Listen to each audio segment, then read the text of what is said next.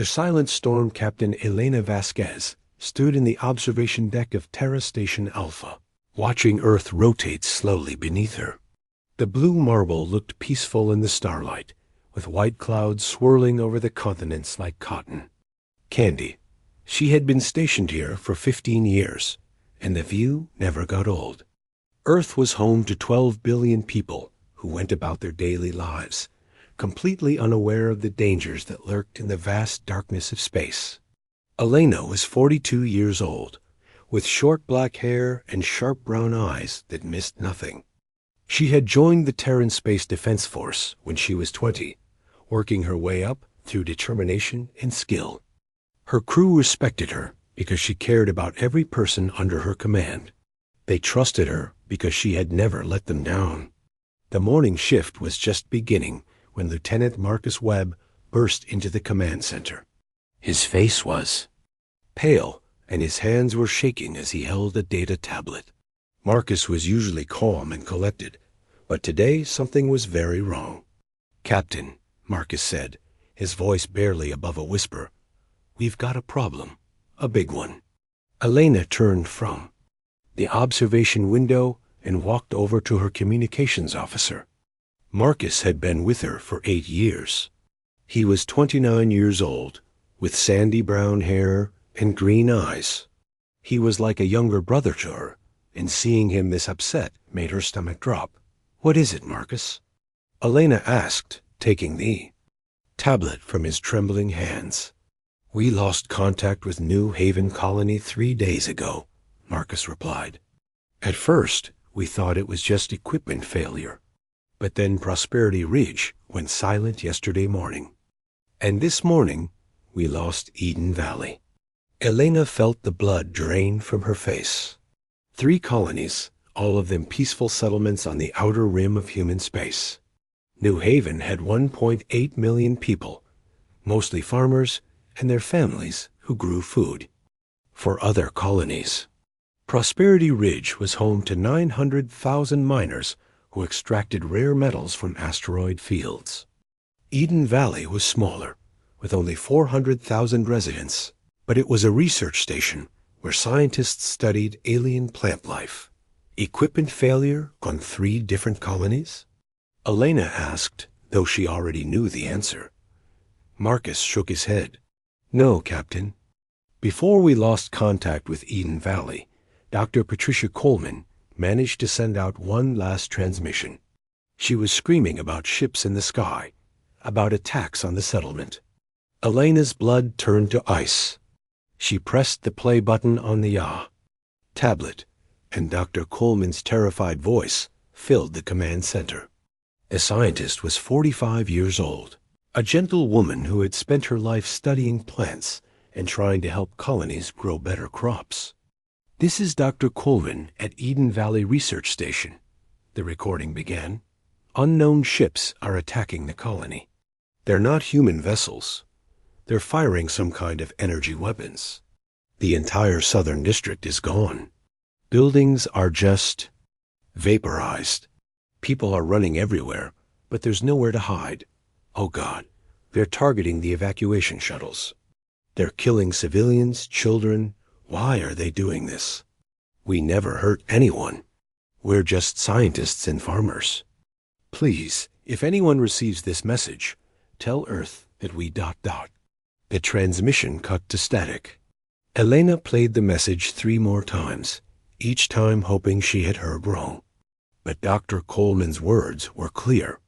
Unknown ships were attacking. Human colonies, killing innocent people without warning or reason. "Get me President Chun," Elena ordered. "Emergency Priority Channel." The main screen flickered to life, showing President Sarah Chun sitting behind her desk in the White House. The president was 55 years old, with gray hair and tired eyes. She had been leading Earth for 10 years, and Elena could see the weight of leadership in every line on her face. "Captain Vasquez," President Chun said, "please tell me you have good news." "I'm afraid not, Madam President," Elena replied. "We've lost contact with 3 outer rim colonies. Based on the last transmission from Eden Valley, It appears they were attacked by unknown alien forces.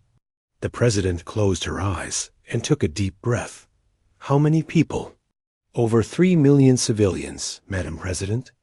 All of them peaceful colonists who never posed a threat to anyone. President Chun was quiet for a long moment. When she opened her eyes, Elena could see a cold determination that hadn't been there before. Captain, I'm implementing protocol. Midnight Sun, the president said. Authorization code Alpha 77 Black Phoenix. Do you understand? Elena felt her knees go weak. Protocol Midnight Sun was something she had hoped never to hear about outside of classified briefings. It was Earth's most closely guarded secret, a defense system that had been in development for over 50 years. Yes, Madam President, Elena replied. How long do we have? Our deep space monitoring stations have detected a large alien fleet moving toward our solar system. Based on their current speed, they'll arrive in 72 hours. Elena nodded. What are your orders? Maintain the illusion that we're defenseless, President Chun said. Let them think we're primitive. Let them think we can't fight back. And when they get close enough, we'll show them what happens when someone attacks innocent human beings. The screen went dark, and Elena turned to her crew. They were all watching. Her, waiting for orders. These were good people who had dedicated their lives to protecting Earth and her colonies. They deserved to know what they were facing. Listen up, everyone, Elena announced. In 72 hours, we're going to face the biggest threat humanity has ever encountered. An alien species has attacked our colonies and killed over 3 million innocent people. Now they're coming for Earth. The crew exchanged worried glances. Ensign Katie Walsh, their youngest officer at 22, raised her hand. Captain, what kind of aliens are we dealing with? Elena consulted her tablet, reading the intelligence report that had just come through. They call themselves the Nexari. Empire. They're a militaristic species that has conquered dozens of worlds across the galaxy. They see other species as inferior and believe that might makes right. Lieutenant Commander David Park, Elena's second-in-command, stepped forward. What are our chances, Captain? Elena looked at the man who had served beside her for 12 years. David was 38 years old, with black hair and serious dark eyes. He was one of the best tactical officers in the fleet, and she trusted his judgment completely. Based on what the galaxy knows about human technology, we don't stand a chance, Elena said.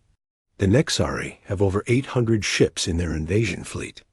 We have 57 vessels, most of them exploration and cargo ships. The crew looked dejected, but Elena held up her hand.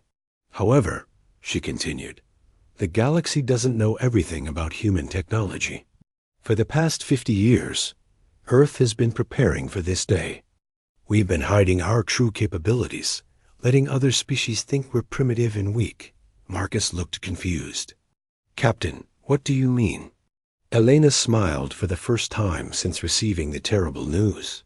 I mean that those mining stations in the asteroid belt aren't just mining stations. I mean that those research facilities on the Moon and Mars aren't just studying rocks. And I mean that humanity is about to show the galaxy why you should never attack our families. Meanwhile, in a secret facility, buried 3 miles beneath the Nevada desert, Dr. James Harrison was eating lunch when his secure phone rang. James was 51 years old, with graying brown hair and blue eyes behind thick glasses. He had been working on classified projects for 25 years, but he had never expected to receive the call he was about to get. Dr. Harrison, he answered. Doctor, this is President Chun. Authorization code Alpha 77 Black Phoenix. James nearly choked on his sandwich. He had helped design the systems behind that code, but he had never expected it to be used. Madam President, he said, his voice shaking. Are you certain? 3 million of our people are dead, Doctor. The Nexari Empire is coming for Earth, and they'll be here in 3 days. James stood up from his desk and walked to the window of his office. Outside, the Nevada desert stretched to the horizon, looking empty and lifeless. But beneath his feet, the most advanced weapons ever created by human hands were waiting in the darkness. "How long do I have to bring everything online?" James asked. 72 hours, the president replied. "Can you do it?" James thought about all the years of work, all the sleepless nights, all the moral debates about whether humanity should build such terrible weapons. Now he knew why they had been necessary.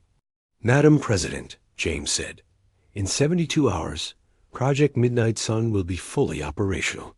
And when the Nexari arrive, they're going to learn that attacking innocent humans was the biggest mistake they ever made." As Dr. Harrison hung up the phone, emergency lights began flashing throughout the facility. Deep beneath the desert, machines that had slept for decades began to wake up. Computer systems came online, weapon platforms powered up, and the most closely guarded secret in human history prepared to reveal itself to the galaxy.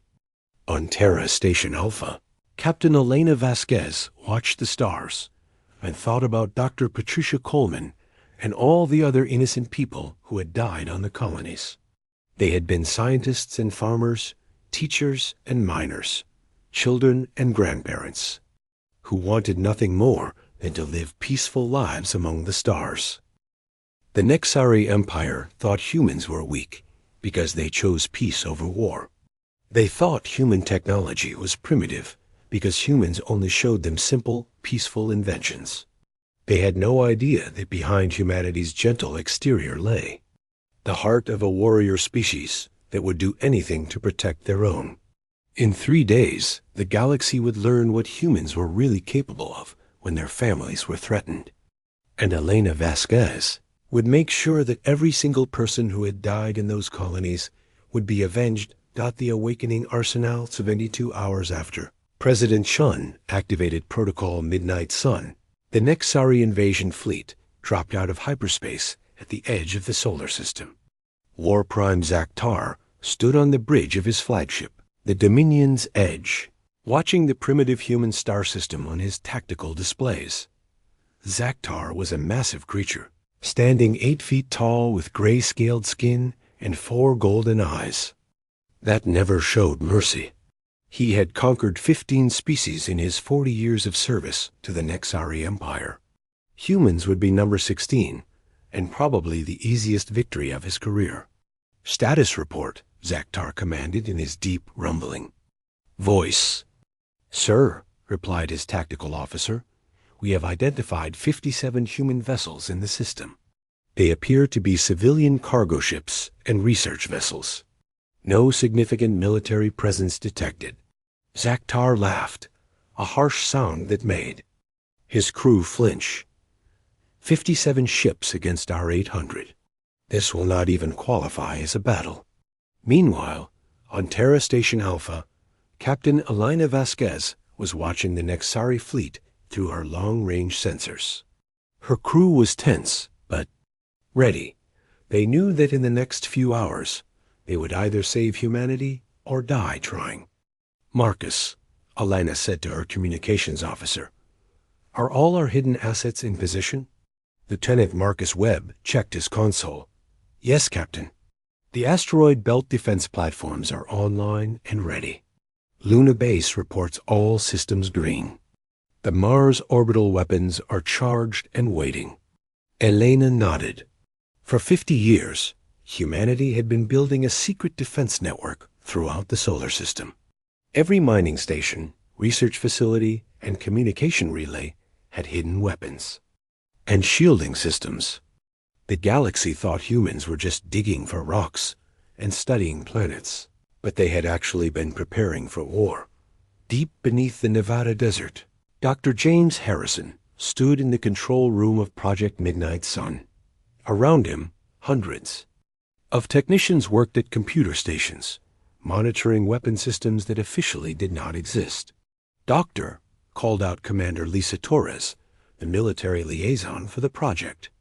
All biological warfare systems are ready for deployment. The Nexari-specific virus has been loaded into stealth delivery drones. James nodded grimly. For 20 years, Earth had been collecting genetic samples from every alien species that visited through diplomatic channels. They had used those samples to create targeted biological weapons that were completely harmless to humans, but lethal to specific alien DNA. It was one of humanity's darkest secrets, but today it might save their species. What about the kinetic bombardment platforms? James asked. Prometheus system is fully charged, Lisa replied. We have 300 tungsten rod launchers hidden in the asteroid belt, each capable of delivering planet-killing strikes at 97% light speed. As the Nexari fleet moved deeper into the solar system, War Prime Zaktar was becoming impatient. His scouts had reported no significant human military response. A few patrol ships had been detected near Earth, but they were small and primitive-looking. Sir, his tactical officer announced, the humans are sending us a communication. Put it through, Zaktar ordered. Captain Elena Vasquez appeared on the main screen, looking frightened and desperate. She was actually performing the greatest acting job of her career. Unknown alien vessels, Elena said, her voice trembling. This is Captain Elena Vasquez of the Terran Defense Force. We know you attacked our colonies. Please, we're willing to negotiate. We don't want any more bloodshed. Zaktar sneered at the screen. Human, your species is about to be eliminated. Your colonies were merely practice. Earth will be turned to ash within the next 6 hours. Please. Elena begged. We have 12 billion people down there. Innocent civilians, children, families. What do you want? We'll give you anything. We want your extinction, Zaktar replied coldly. Your species is weak and unworthy of the space you occupy. We will use your world as a military base and your system as a staging ground for further conquest. Elena cut the transmission and turned to her crew. The fear in her eyes had been replaced by cold determination. All stations, she announced over the ship-wide communication system. This is the captain. The enemy has made their intentions clear. They want to murder every human being in this system. That's not going to happen. Today, we show them what humans are really made of. Throughout the solar system, hidden weapon platforms began powering up. On Luna Base, Colonel Patricia Martinez activated the gravity well generators that had been disguised as mining equipment for 30 years. All batteries report ready, she announced to her command staff. The Nexari are about to discover that humans are very good at keeping secrets. The asteroid belt had been humanity's greatest deception. To the galaxy, it looked like a collection of mining stations extracting valuable metals from space rocks. In reality, it was the largest defensive minefield ever constructed. Each mining station was actually a fortress armed with quantum disruptors, gravitational bombs, and enough conventional weapons to destroy entire fleets. Admiral Rebecca Santos commanded the asteroid belt defense network from her hidden base inside the largest asteroid. She had been waiting for this day for 23 years. Nexari fleet is entering the belt, her tactical officer reported. They're maintaining formation, no evasive maneuvers. They have no idea what's waiting for them. As the Nexari ships moved through the asteroid field, War Prime Zaktar was feeling confident. His fleet had advanced shields and weapons that could destroy any known human technology. The asteroids around them looked empty except for the primitive mining operations. Sir, his sensor officer called out, I'm detecting some unusual energy. Readings from the mining stations. Probably just their crude fusion reactors, Zaktar dismissed. These primitives barely understand how to generate power. That was his last mistake at exactly 14:30 Earth Standard Time. Admiral Santos gave the order that changed galactic history forever. All stations, opened fire. The asteroid belt erupted in brilliant light as 300 hidden weapon platforms revealed themselves simultaneously. Quantum disruptors tore holes in spacetime, swallowing Nexari ships whole. Gravitational bombs created artificial black holes that crushed battlecruisers like paper bags. Kinetic bombardment systems launched tungsten rods at near-light speed, punching through the most advanced shields like they were made of tissue paper. War Prime. Zaktar watched in horror as half his fleet was destroyed in the first 30 seconds of combat. The primitive mining stations had transformed into weapons platforms, more advanced than anything in the Nexari arsenal. How is this possible? He roared at his crew. Intelligence said humans were technologically inferior. His tactical officer was frantically trying to coordinate a response. Sir, our shields are useless against their weapons. These aren't primitive kinetic cannons. They're firing projectiles at speeds that shouldn't be physically possible. On Terra Station Alpha, Captain Elena dropped her frightened act completely. She stood tall and proud as she coordinated the defense of humanity. Luna Base, initiate gravity well protocols, she commanded. Mars orbital platforms, target their command ships. Nevada Control, release the biological weapons. Dr. James Harrison pressed a button that launched 1,000 stealth drones toward the Nexari fleet. Each drone carried a biological payload specifically designed to target Nexari. DNA. The virus would spread through their ship's air systems within minutes, causing rapid cellular breakdown that was completely painless, but absolutely fatal. Nexari tried to fight back, but their weapons were designed to combat conventional fleets, not the impossible technologies that humans had kept hidden for decades. Their plasma cannons couldn't penetrate the exotic matter shields protecting the asteroid fortresses. Their missiles were intercepted by point defense systems that could track and destroy hundreds of targets simultaneously. Asterisk, within 2 hours, the once mighty Nexari invasion fleet had been reduced to burning wreckage floating through the asteroid belt. War Prime Zaktar found himself alone on his crippled flagship, his crew dead from the biological weapon, his ship's systems failing. A communication came through from Terra Station Alpha. Captain Elena appeared on his screen, no longer looking frightened or weak. She looked like what she had always been, a warrior defending her people. War Prime Zaktar, Elena said calmly. This is Captain Elena Vasquez of the Terran Defense Force. Your fleet has been destroyed. Your crews are dead. You are alone. Zaktar could barely speak through his shock and pain. The biological weapon was starting to affect him as well. Impossible. Humans are primitive. Your technology is centuries behind ours. Elena smiled coldly. That's what we wanted you to think. For 50 years, humanity has been preparing for species like yours. We studied every aggressive civilization in the galaxy. We learned their weaknesses. We built weapons specifically, designed to defeat them.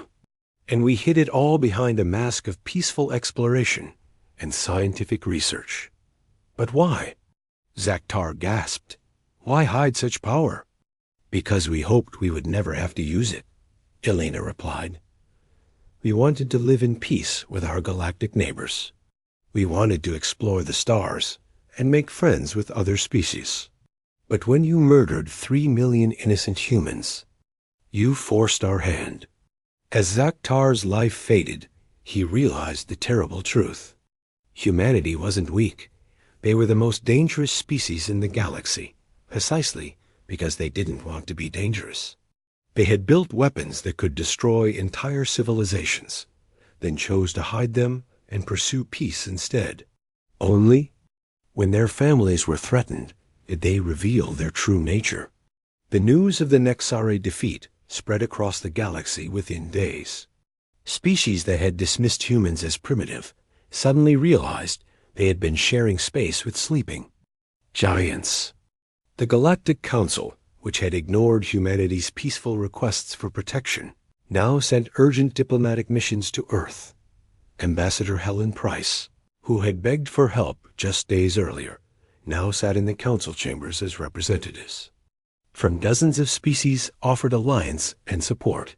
The same beings who had looked away when human colonies were attacked now wanted to be humanity's friends. President Sarah Chun addressed the Galactic Council from Earth, her image broadcast to hundreds of worlds. For 50 years, she said, humanity has chosen peace over war, exploration over conquest, cooperation over domination. We built weapons that could destroy civilizations, and buried them in the hope that we would never need them. The Nexari. Empire forced us to reveal our true capabilities when they murdered innocent humans. She paused, looking directly into the camera. Let this be a lesson to any species that considers attacking human settlements. We are a peaceful people, but we are not helpless. We have been preparing for war while hoping for peace. And if you threaten our families, our children, our way of life, you will discover that humans are the most dangerous species in the galaxy when we choose to be. On Terra Station Alpha, Captain Elena Vasquez stood once again at the observation deck, looking down at Earth. The blue marble looked the same as always, peaceful and beautiful in the starlight. But now the galaxy knew the truth. That peaceful world was protected by weapons that could shatter fleets and topple empires. Marcus joined her at the window. Captain, do you think there will be more attacks? Elena smiled. I doubt it, Marcus. Word travels fast in the galaxy. By now, every aggressive species has heard what happened to the Nexari. They know that attacking humans brings swift and total destruction. But what if they do attack? Marcus pressed. Elena's smile became predatory. Then they'll learn the same lesson the Nexari learned. Humans are patient, humans are peaceful, and humans are prepared. We hope for friendship with all species, but we're ready for war with any who threaten us.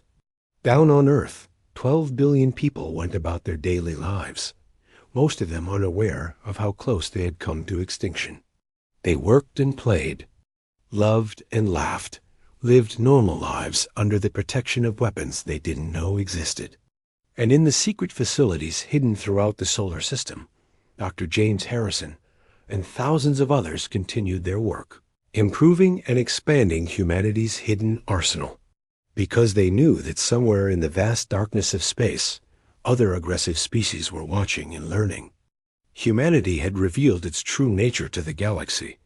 They were warriors disguised as explorers, conquerors who chose to build rather than destroy, the most dangerous species in known space, who wanted nothing more than to live in peace. The galaxy would remember the lesson of the Nexari for 1,000 years. Never attack innocent humans, because when you do, Earth's hidden arsenal will speak back, and it speaks in the language of absolute destruction. As Elena watched Earth turn in the starlight, she thought about Dr. Patricia Coleman and all the others who had died on the colonies. They had been avenged, and their sacrifice had revealed to the galaxy that humanity was not a species to be underestimated. The stars looked peaceful, but now everyone in the galaxy knew the truth. Behind humanity's gentle nature lay the most advanced military technology in known space, operated by beings who loved peace so much they were willing to wage total war to protect it. And that was the most human thing of all, asterisk.